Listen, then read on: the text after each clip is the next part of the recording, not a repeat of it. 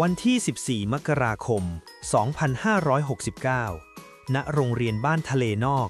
อำเภอสุขสำราญ จังหวัดระนอง พื้นที่เล็กๆ แห่งนี้เต็มไปด้วยรอยยิ้ม เสียงหัวเราะ และความหวัง นายภูริพัฒน์ศรีแจ่ม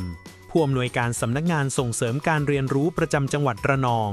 พร้อมด้วยนางสาวมาทาวีเกิดทรัพย์ ผู้อำนวยการศูนย์ส่งเสริมการเรียนรู้ระดับอำเภอสุขสำราญ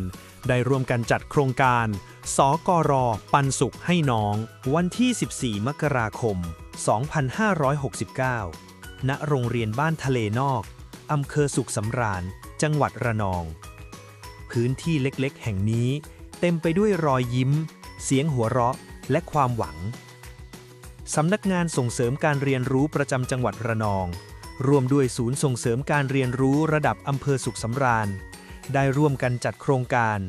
สกร.ปันสุขให้น้อง โครงการที่ไม่ได้มุ่งเพียงการมอบสิ่งของ แต่เป็นการมอบโอกาส โอกาสในการเรียนรู้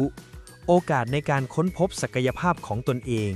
และโอกาสในการเติบโตอย่างมีคุณค่า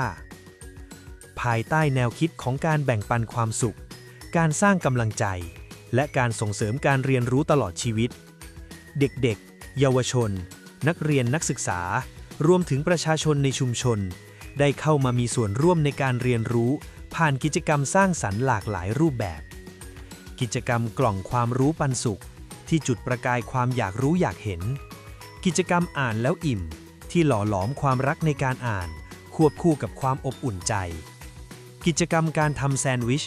ที่สอนให้รู้จักการลงมือทำการแบ่งปันและการทำงานร่วมกัน เสียงหัวเราะดังขึ้นจากกิจกรรม DIY นักประดิษฐ์น้อย